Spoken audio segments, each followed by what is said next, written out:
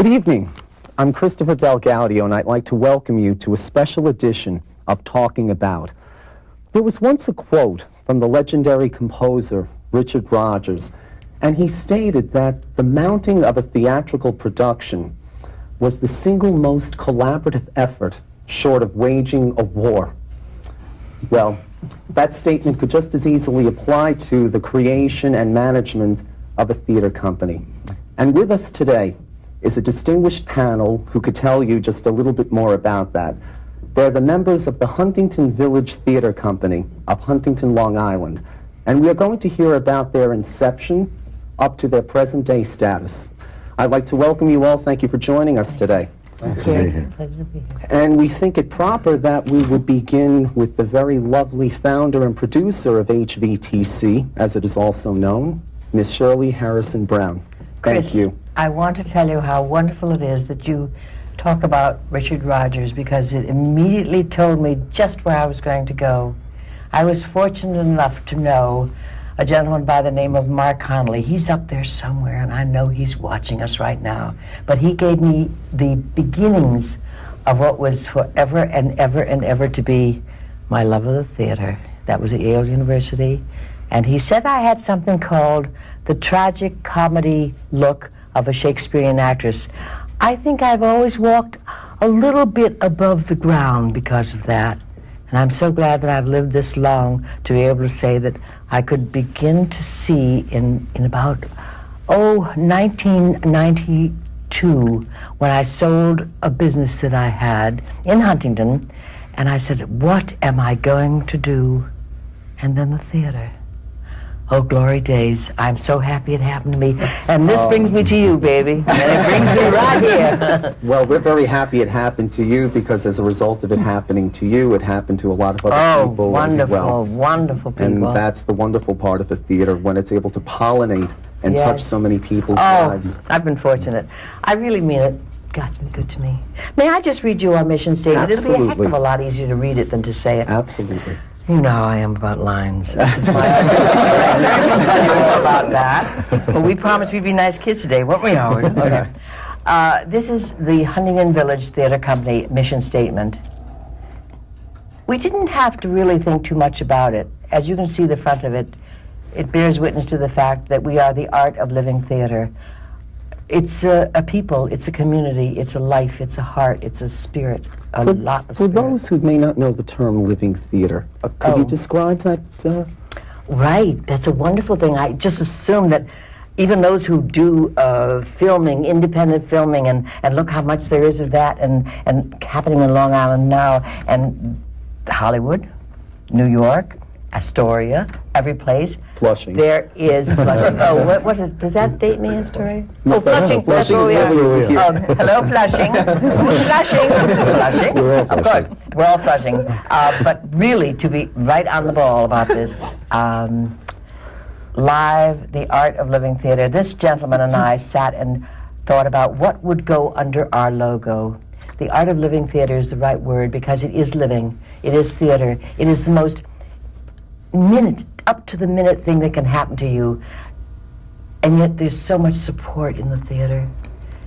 Front of the stage, the audience, very, very important. Of course. And the more the audience is subjected to us on the stage and behind the stage, the more they find that they are a part of the living theater, because they are living the lives that we are doing, changing each day like chameleons. You know, nobody can say they're bored with the theater. Never, never. So test your mettle and join us in the theater. Huntington Village Theater Company serves the Huntington community, and we don't serve just, that's a negative, because it really isn't just the Huntington community. We are now traveling, and we're doing many benefits. So I will say, through performances of live theater, neighborhood outreach programs, multi-generational and multicultural theater workshops. You'll hear from all of those. The company is committed to the belief that theater arts offer a unique and dynamic opportunity for those on both sides of the stage to focus on important social themes and to unite our community through an array of collaborative experiences that only live theater invites us to explore. Bless you all, and now I will introduce you to my children. So there. Well, the first child that we'd like to introduce tonight is our artistic director of HVTC, Mr. Howard Beckerman. Now, we know that new plays, being a writer myself, I know the value of new plays, as well as doing a lot of very well-known musical and literary material. You are very committed to developing new playwrights and new works at HVTC. If you can tell us a little bit more about that and how you figure into that. Yes, sure. You know, as of course, you know, it's obvious upon listening to Shirley Harris Brown speak. Shirley's been an inspiration to everyone sitting on this stage, and all of us have background in theater and have found ourselves drawn to the Queen Bee who sits here, and there is you know, there's an energy that has been surrounding all of us, you know, from the moment that we've gotten together with Shirley, and Shirley's talent, and I think everyone here will agree, and you know, pipe in, please do, is that because of her energy of love and theatrical inclinations and know-how, she is able to draw us all out into our own individual, let's say, our own individual preferences and powers. Talents. And talents. Mm-hmm. And so, you know, this group, you know, which is an ever-evolving group, is one that, you know, spans the whole spectrum of what theater could mean, and including our desire to serve all levels of theatrical interest. For example, we are very much a community-based organization, meaning that Shirley has always felt that she wants anyone who would like to work in theater to have the opportunity to do so. That means that we have amateurs who are involved in our work, as well as people who have more professionally experienced. And we are kind of an open arm umbrella to serve all of those needs. Now, as you referred to before, we were talking about new plays. We want to be able to present to the community on Long Island works that are familiar, works that are part of the standard repertory, both drama and musical, and we'll talk about that more because we're just kind of beefing up our musical repertoire and power, right. And in addition to that, though, we feel that there's a strong need on Long Island, particularly, for an opportunity for the development of new works by new playwrights, and also to give an opportunity to local talent to explore these kinds of projects. And that's one of the things that is a very strong emphasis that we're placing these days on what we do at the Huntington Village Theater Company. It's very exciting for any new playwright to hear that, because there are so few forums for a writer to go to have his work performed, as I well can tell you. But in using, say, in collaborating and everybody putting together all their unique talents, let me ask David Garner, as an actor and a director, having proficiency in both those areas, how does one toe the line between those two extremities? And I know the importance in a theater of wearing many hats and really having to know how to do a great variety of things. How does one dedicate himself to each of those things without losing his way, so to speak? Oh, I lose my way all the time. Howard will attest to this. It's just,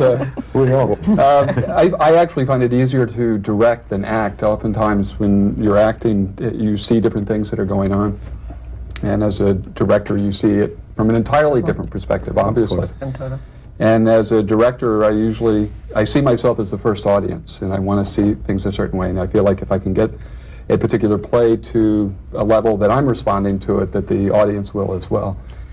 I wanted to sort of build off of something that Shirley and Howard said about live theater. I think one of the things that live theater or living theater offers people is a more direct experience. Oftentimes you can see something on television or film that is quite good, but then it immediately cuts to a cute commercial that's very upbeat, and you know, the clash is very jarring. Changes the momentum. Yeah, the and the pacing. sensibility Yeah. of the piece, and you don't get to savor the moment at all. And I think that's one of the things that live theater, living theater, offers people that we miss.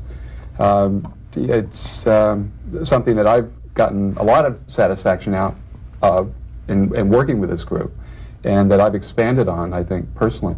When I'm acting, it's sometimes hard to let go of wanting to sort of see how I would like to direct it, and how we're going to test it. I've had to like try to bite my tongue, but it's hard.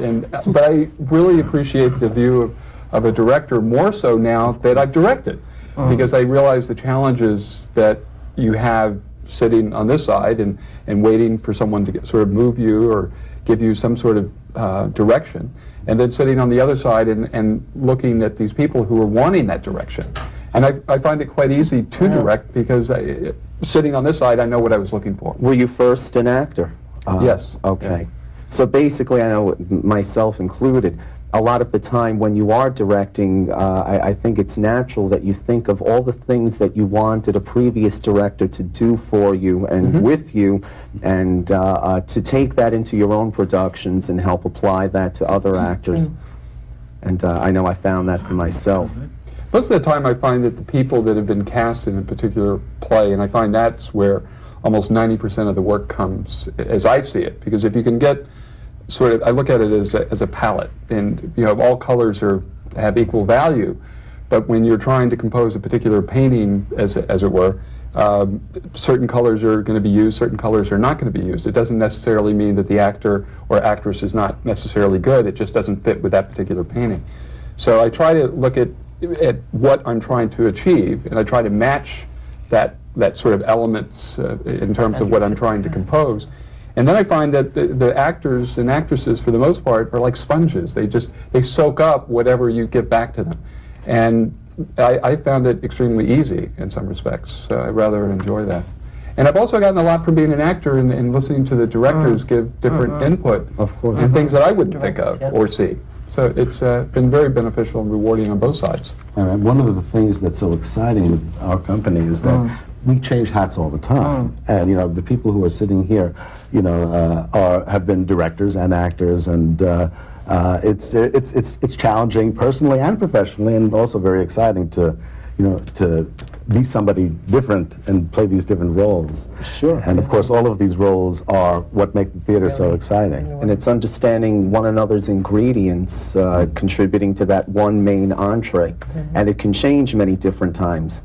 Mike Romanelli, also, you're an actor and a director as well with HBTC. Yes, I've worn several hats in my day. Tell us about some of those hats now from your perspective. Well, I have to agree with David that there's every feeling that the acting that you do, the directing that you do, they help each other, and they make you better at whatever it is you're not doing at that moment.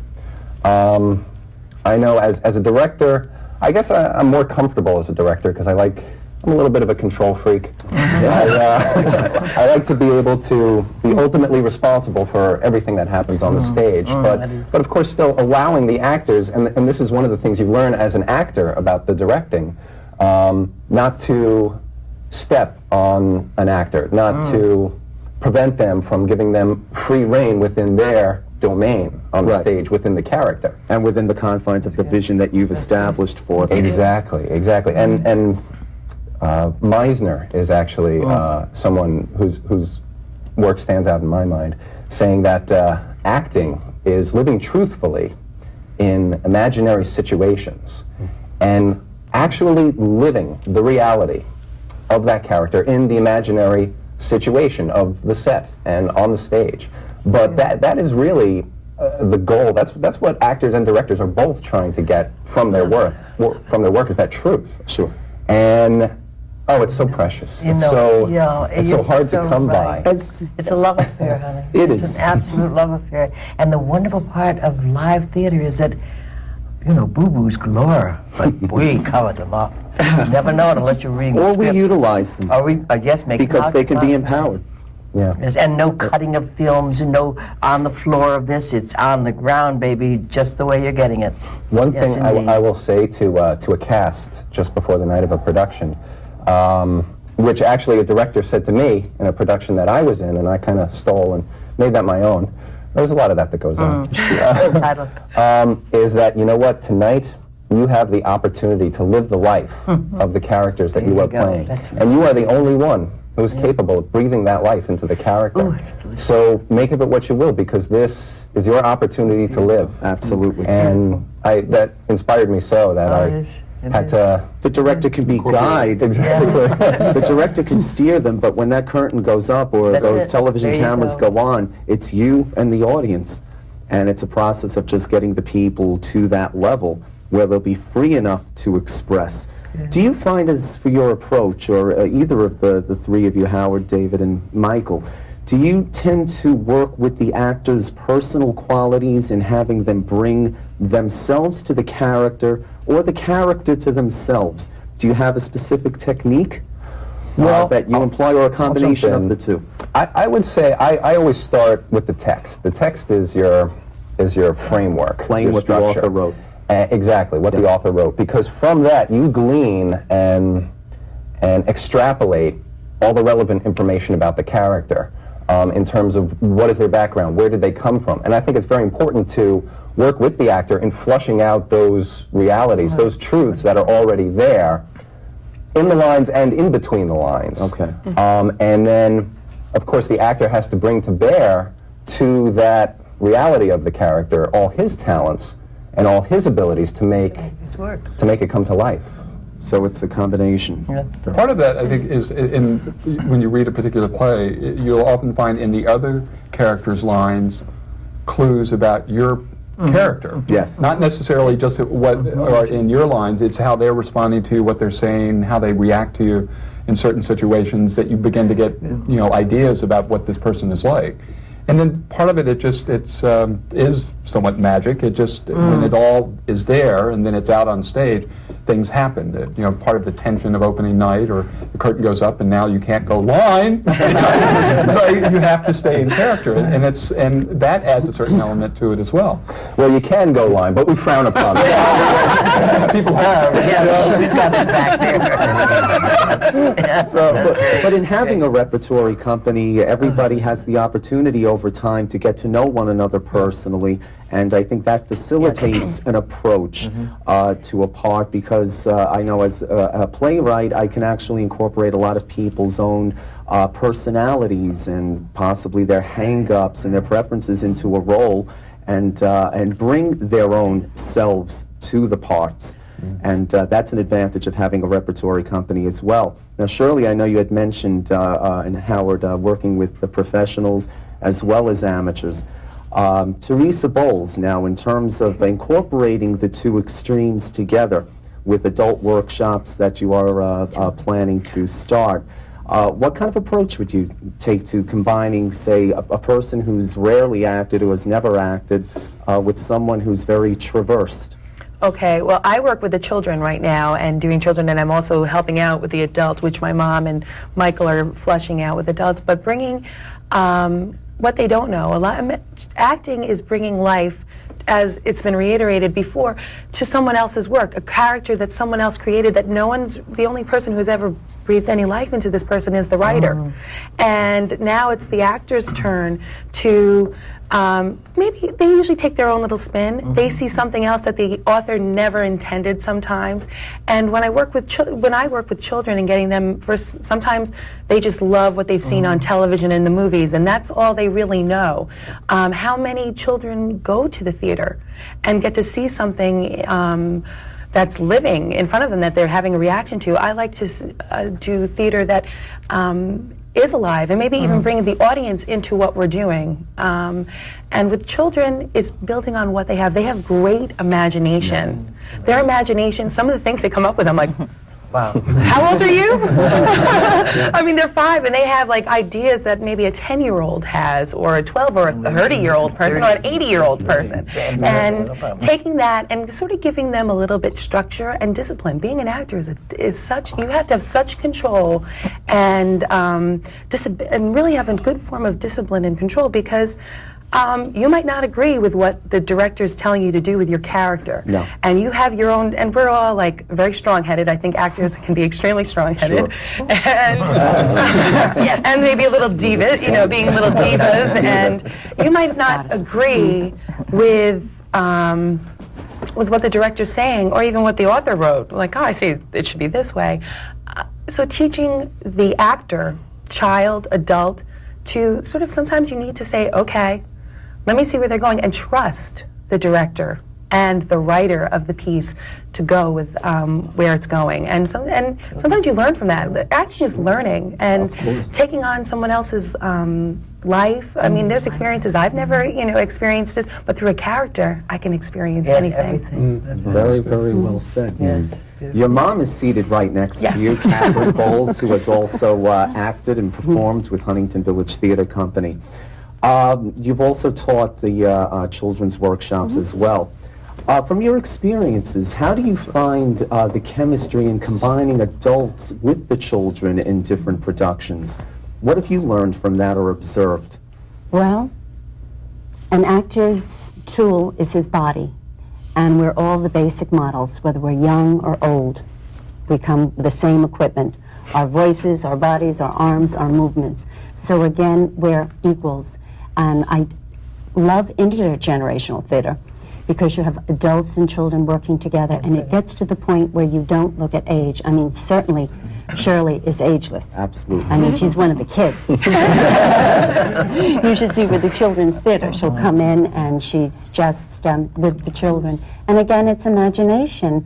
Fine, an adult has more experiences, but we're preconceived conceptions. Children are new. It's a blank slate, so to speak.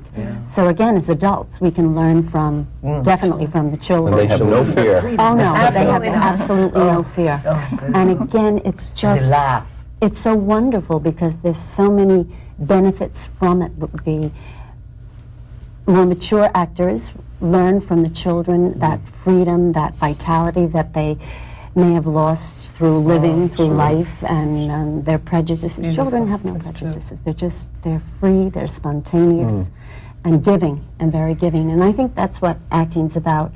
And you were talking about directing and how everyone should do round robin. They should also be a stage manager. Yes, and which I have been myself, yes. definitely respect the craft. The words. Yes. Oh, yes. As an actress and as a director, you have a vision, and you know what you want. Again, you have to move all these actors across stage.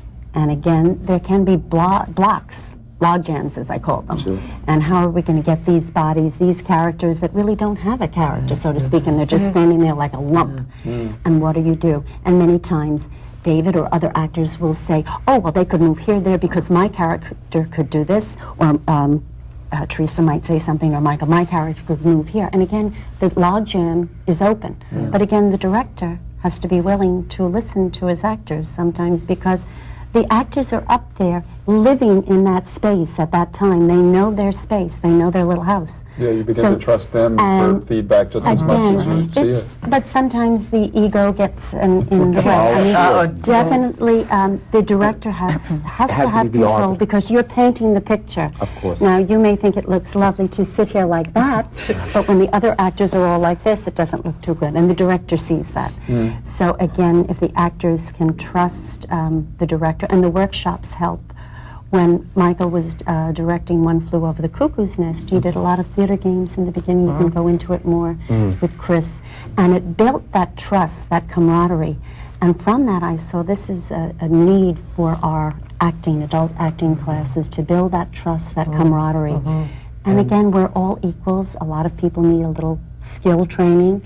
But again, that trust. And I've seen growth with people who have been with us, who didn't even know where to stand, and they've just blossomed. And it comes to casting as well. Oh, definitely. That's a big help. Which Gail Levy, last but not least on our panel, is responsible for, as well as the public relations of Huntington Village Theatre Company. And could you tell us a little bit about what's involved in the public relations of a theater?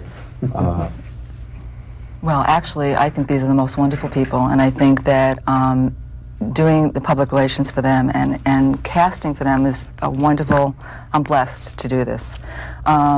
Shirley as our goddess, and everybody in this panel who is just, like I said before, we're a family. We are truly a family, and I think that artists on Long Island, actors, actresses, need to be out there. People need to know about us. People need to know that this is probably one of the most creative groups I've ever known. And we just work together because we work from the heart. We work totally from the heart, helping each other. It's a camaraderie. It's just one hand helping the other. And we have fun, and we fight, and we're goofy, but we just work together great. And I'm trying to get them out there casting, doing some casting. We've had independent films come to Huntington, and they've called upon Shirley and the theater company, and we've gone out there and I've cast some of the actors in different parts for extras. And we've actually done 2 films this year, which are local Huntington produces, which is wonderful. Can't wait to see them. And we've also done some casting with, just recently with Channel 55, because they're going to be using more Long Island actors and actresses, which is wonderful. And it's amazing. We talked about the children. These children that we have been working with, and these young adults, are, we recently did a production of My Fair Lady. And when you talk about multi-generational, from 13 years old to 80, and everybody was connected. And it was just the most amazing thing. And working backstage and helping everybody and doing the PR for the production, and just the difference in ages and how we all work together was just amazing. And I'm trying to encourage more children and more young adults to get out there, and they're so bright and so talented. And so I'm going to be doing some casting for them as well. Shirley, what direction do you feel you'd like to see the theater take, and what are some of your plans for the upcoming year? Well, the word future, which of course is the business of the future, and it is a business. Of course. And the theater is a business, brings to mind the fact of survival, which is a great television show, if you don't mind my saying so. However, I will say that in order to run a successful theater for wonderful people like we have here, and for you too, you know how it must be a futures business. Always. And that brings up the subject of don't leave now. Money. Okay? Now, I don't know of anything that goes on in this world without that wonderful exchange. Every country has it, every state has it, every place has it, so that we also have it. And we start out, I've actually learned how to be penurious, because it's my responsibility to make sure that the wheels keep going. You're driving the car, basically. You're steering but the let direction. me tell you, we like to do things right. And in order to do things right, we have become a capital investment company. Therefore, we are buying whatever equipment we need. Instead of renting it, we are trying to pay as much as we can where it allows, and more is necessary to do all these things. So grants become a very, very important part of our existence. And we are not going to be the nice kids on the block that shy away from admitting that we have to be practical. Yeah. And we have to wake the public up to the fact that we do a lot of benefits, and we love the idea of doing that. And it helps so many different organizations. But all that requires a background of financial assistance. In our grants, it is necessary that we pick the right kind of causes, and we have found some wonderful ones. We've been the happy and grateful recipients of 3, 4 recent ones. You might think, oh, they're rich, they don't need money. Oh, yes. We are only ambitious, believe me. The magic that took place in My Fair Lady introduced me to all those ages that you spoke about so well. And there was something else besides age difference and sex difference. If that's a difference, I don't know. It doesn't matter. But one of the things that really got to me was that there were children in our lineup of London people, chorus and all. They were challenged children. And so our next grant is going to be for challenged children for our workshops and challenged adults. The door is open. Heart, spirit, love. Yes. We all have it to share and to give. I can't say much more because I'm very fortunate to have these people with me, still with me. And that's the future. Yeah. Thank you, Dan. Well, I quoted Richard Rogers last time. I can quote him again, where he was once asked later in his career where he thought the future of the theater was headed. And he had said, when people sit down and sweat over an idea and somehow it clicks, that's the theater's present and future. And I think that could apply to everything We're that clickers. you're doing. We're clickers. We're clickers. Yeah. But what if the audience actually might be unaware of is, what, speaking of financial, what does it cost for the most part to mount, say, a production of a show like My Fair Lady? What would be an average budget? You dare not talk about it unless you know that. We won't talk about it. Don't worry, kids. Don't worry. I'm keeping He's not ready yet. He's got his own problems. You would be surprised that before you even begin to talk about anything else, you have to pay, and this is a respectful right Yes. for the great writers that put shows like that together. Absolutely. So therefore, you have to pay for the rights. Yes. Now, that's at least 4 figures. Yes. Now, we're not talking 1, 2, 3, 4. We're talking 1, 2, 3, 4 with commas. Yes. Okay? And periods and dot dots. So just start with that. We've had the costumes handled by professionals. We've had the sound and audio, everything, sound and audio, the same thing. Sound and lights handled by professionals. Everything, all the accoutrements are professionally done because we love our audience. We don't want to tell them that we can do nothing less than as the finest show that money will allow. And circumstances such as where we have to show the venues, there are certain areas that don't have quite enough public civic centers. Long Island's a wonderful place. It's a beautiful place, and especially on days like this, you see it's mind-boggling. It happens to be beautiful. snowing out. It Oh, snowed yes, last yes. night. And, Otherwise, you'd not in a bathing suit. At any rate, we are short of civic centers. So some of the venues, there are inhibitions as far as the production size, but that's where good directors and good actors come in. They adjust to that so beautifully. Our future is wonderful. I want the people to really check us out. Now, Gail Levy, in terms of checking out a theater company, since you're active in the public relations end of HBTC, how do you go about inspiring people to check out a theater company? How do you spread the good word? Well, we have ongoing workshops and productions at Huntington bookstores twice a month. And we do everything from poetry readings to children's theater to guest speakers, as yourself, Yes. who came to speak. So we really get a lot of people that come down to just, mosey on in and check us out at the bookstores. Great exposure in Huntington. We are very involved with the Huntington Arts Council, so we recently did Celebrate Huntington, which is a festival that brings in 200, 300,000 people a day, I believe, from all over the city and Long Island. And we actually put a wonderful production on that Michael and Howard put together, and it was just wonderful, an original production. We advertise through the media, through different publications around Long Island, and I'm going to get us involved with more things, more local and more Long Island foundations and groups that are involved in film and TV and theater. And I feel that if we get involved with these organizations, we're going to be very well known because we are such a great group and such a talented group. And Long Island is booming, and production studios are popping up, and TV shows are being filmed there. And like I had said, local and a lot of indie films are being done. Producers are coming to Long Island because it is so beautiful.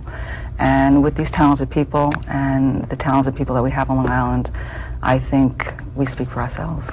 We're just, And we're very excited about this 2001 season coming up because we have a very wide array of projects that are in the works, including both dramatic and musical production that we're going to do at the Toro Law Center, where we're the theater in residence. Yes. And so we do main stage productions there.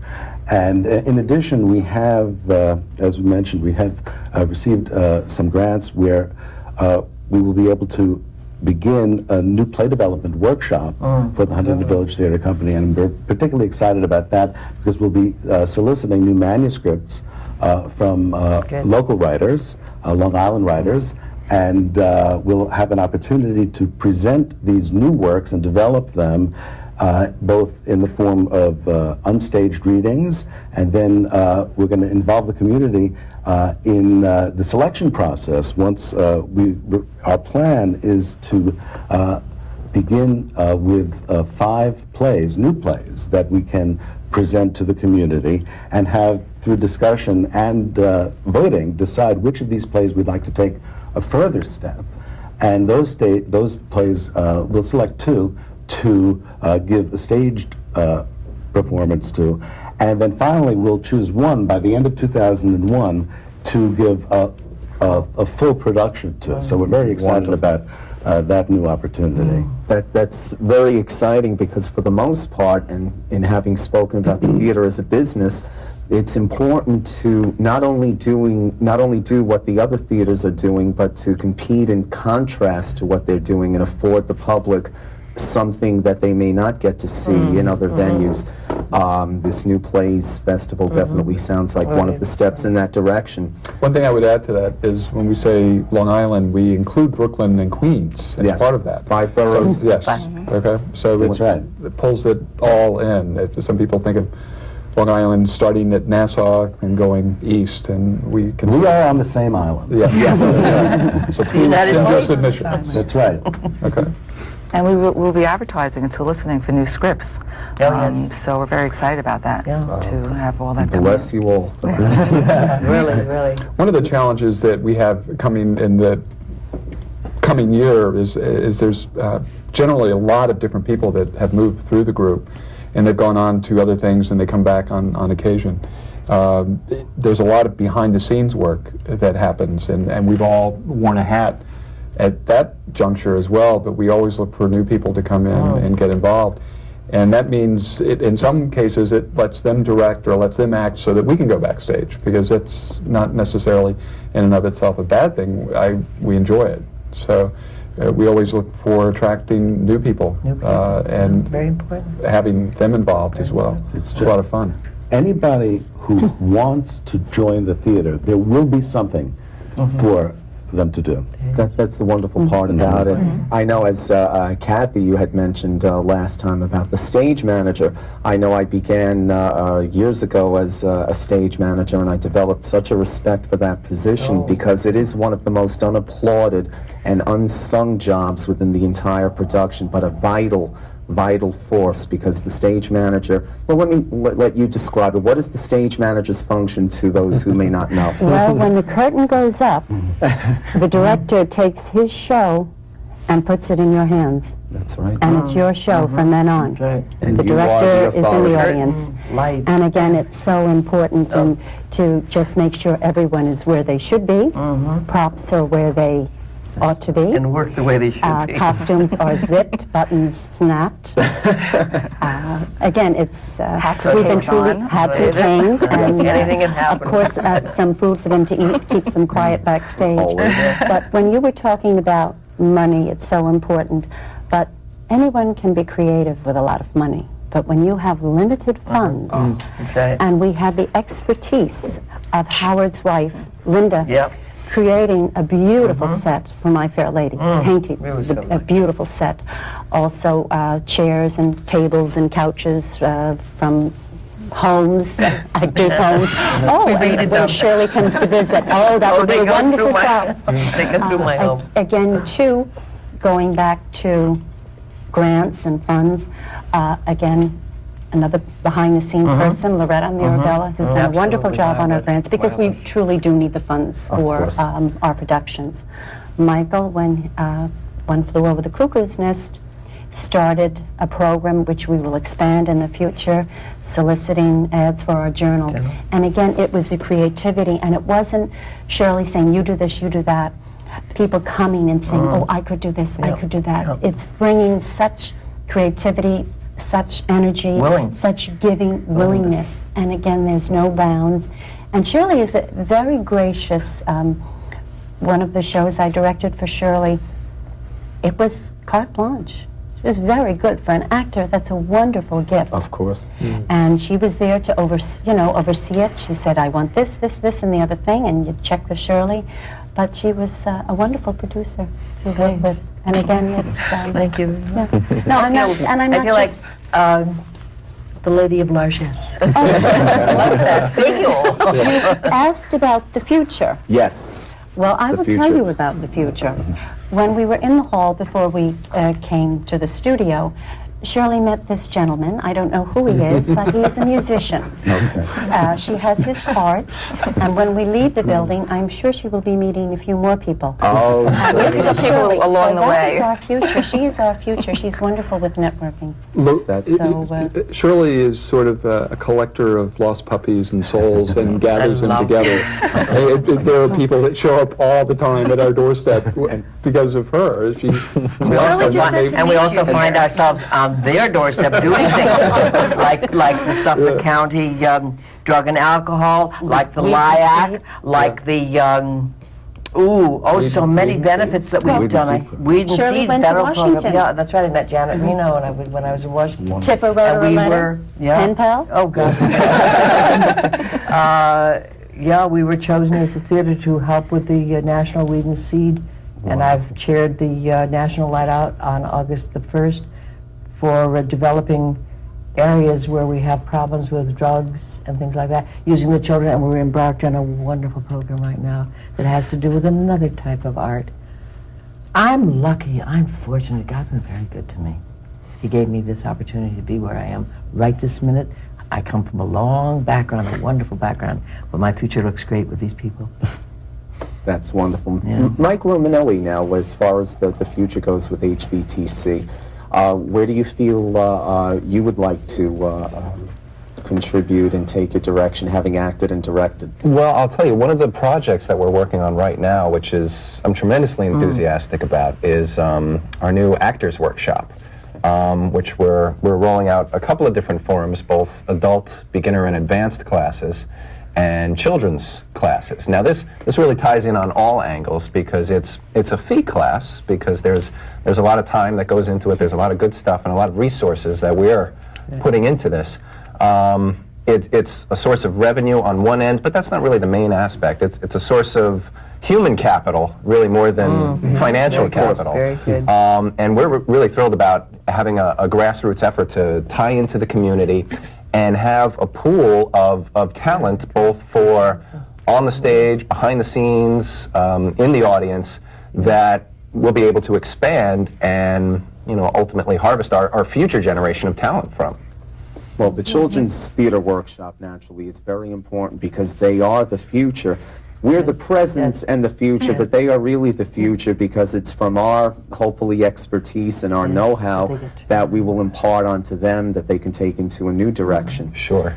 Teresa Bowles, you work very actively with the children, as you had told us last time. Yes, we've been doing children's workshops now, I think, for almost like 3 years, two It's to the 3 fourth year years. now. Oh, it's a Fourth fourth year. Oh my year. gosh, That's it. getting old. Are they no, musical you're as getting well better. as dramatic, comedic, musical as well in those workshops? That's a future endeavor, absolutely. Okay. We've done, usually our sessions are 6 weeks, where we start doing theater games, getting them to trust one another, and we start doing monologues, scenes, improvisation, using their ability to be imaginative, to bring their side of what they see on the page if we're doing a play. And at the end of our 6 weeks, we do a 7th week, and we let them do a showcase of what they've learned and what they've done in these 6 weeks. Well, and then we also have a little pizza party, a little food. We have, feed the mind. And we've performed in other venues, from libraries to local bookstores, where they get a chance to even not perform just for their parents and grandma and grandpa and aunts and uncles. They get to perform for people that don't know them, that they don't know who's in the audience. And they've done wonderful things. We've done holidays. We've performed in other local, taking them, because all of a sudden they come back each time, and they build. And one of the students that we've had I guess must have been, now it's 4 years, he had to be like in 4th grade, and now he's a young adult, and he's grown so much, and to see that growth is And just that progress. Oh, it's phenomenal. Would you say that it is a good forum for kids if they, even if they aren't planning on a career in the theater, that it definitely improves their self-confidence, their ability to interact and communicate with people, Absolutely. and maybe even their academic performances in school? It builds such self-confidence. As an educator, because I do work in the schools, it's wonderful seeing what I do in the school and even with our theater company. Children that you would never suspect what funny bones they have because they're very reserved. Yeah. All of a sudden they come into the group and you see them and you're like, oh, well, I don't know. I have to find out about this one. And halfway between the workshop, something clicks. I grabbed them in either it was a comedy venue, a dramatical venue, or something that was so spontaneous, and I found what their niche is, and they blossom. And it builds confidence, self-confidence. It builds creativity. Maybe watch a different aspect of their personality Oh come my out. God! Because we all have different aspects of our personality, and some people you only see one side. And when you're an actor, you let people see every side of you, and you become vulnerable. Yes. They don't know, the audience might not know that side of you. The people that you're acting with maybe not know that's part of you. Right. And kids will, once they feel comfortable, will open up to that, and I'll see a different side of a child that I've never seen before. They become vulnerable, but through the vulnerability, they get strength. Absolutely. And through losing themselves, they find themselves. Absolutely. And I think it's a much better venue, opposed to sports, for instance, because I think theater is, the ideal combination of combining the athletic, the physical, with the emotional, mental, and spiritual at the same time, and I don't think there's any better forum No, it's for that. great. It's hard to explain that. They have to do it, and then they see it. Yeah. You know, it's transforming. In terms of skill development with children, it's wonderful because, as we'd mentioned before, children have no fear, They have which none. is great because fear is the death of taking risks. Of course. And if you don't take risks as an actor, you don't have anything. No. Absolutely. Also, another thing today, children, because of the television sets, the computers, they don't have the imagination. And they don't go. It's very difficult for them to really Think critically think and analytically, yeah. and just be free. Also, today's society, you can't send your child outside to play outside in the yard anymore. Everything is very structured. Yes. There's no place for our children to truly be free. Yeah. Theater frees them, and whether they're going to make a career of it or not, they have this ability to just express themselves. We all need something to do. We all have different gifts, and maybe this child has some, maybe they don't, but at least to be able to express themselves, to free them. It's a form of meditation or something for them, but they need to be able to be free and not, you have to do this, you have to do that. It goes back to Shirley's thing about the art of living theater and Howard's that putting it in terms of our incorporating it in our mission statement is that you actually get to experience something where most forms of entertainment nowadays, it's very passive. You sit there and you watch it and you don't do it. If you're involved in the theater, you're actually making and doing and interacting with all these different people and learning about yourself and learning about others and getting to sort of play with that and try it out and see these different experiences. Chris, I think I used a short phrase that was so good for the Barnes & Noble and for Book Review when I was first starting with the children's theater development. Expand your horizons. Nothing does it better. That's and true.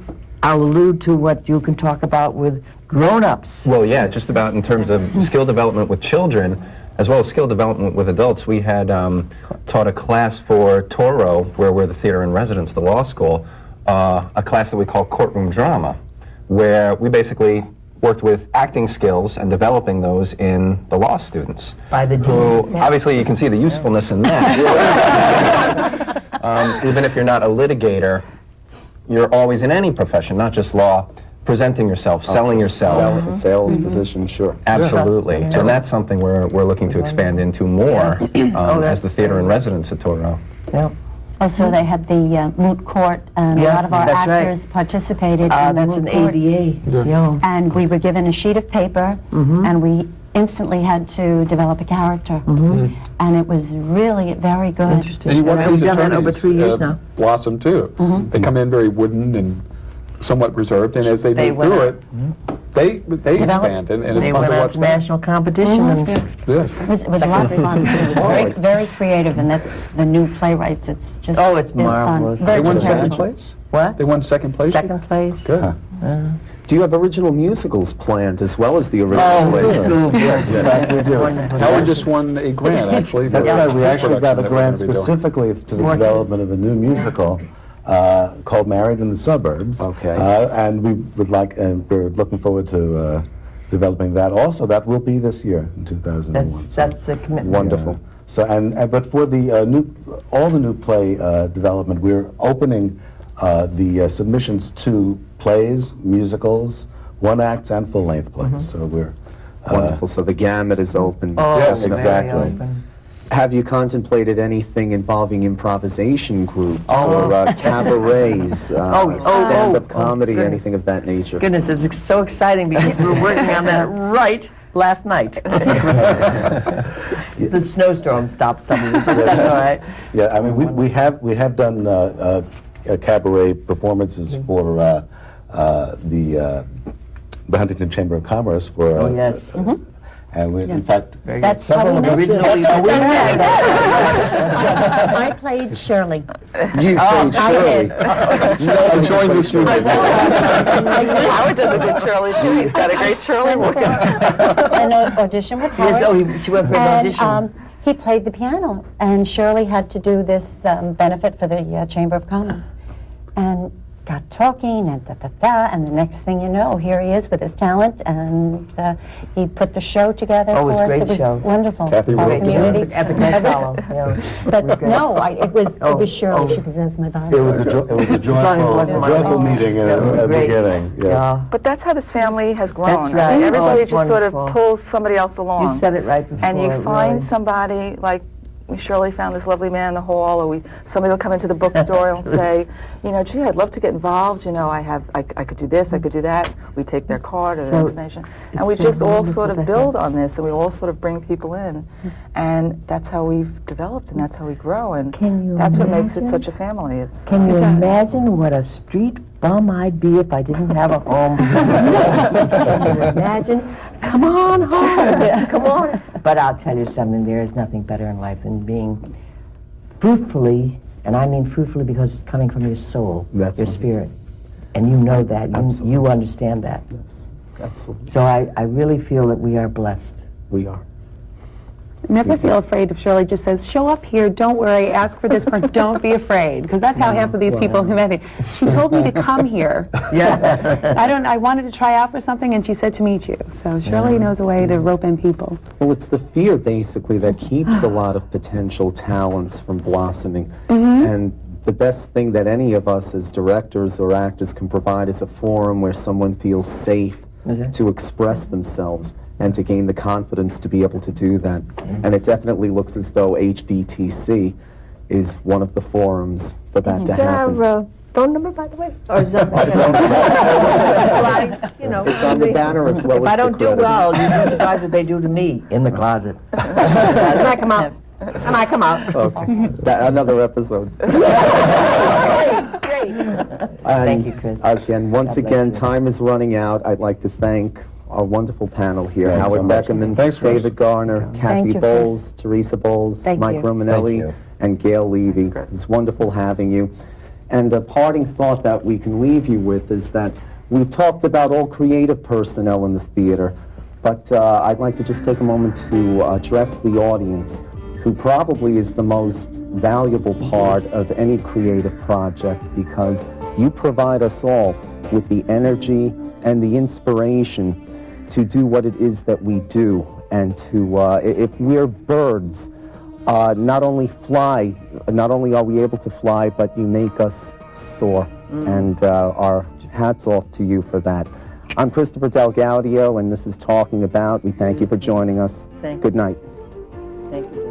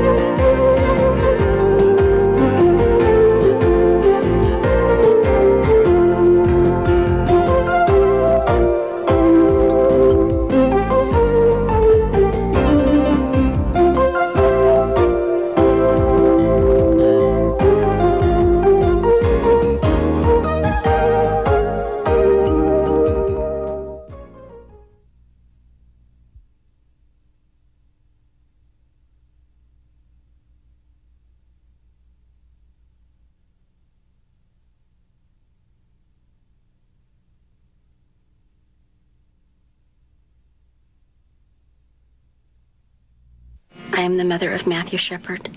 He was my son, my friend, my confidant, my constant reminder of how good life can be. He was murdered in October 1998 because he was gay. And there was just something about him that just made people want to talk to him, want to share, want to be his friend. You measure a person's success by the friends they leave behind. And I think Matt was a great success.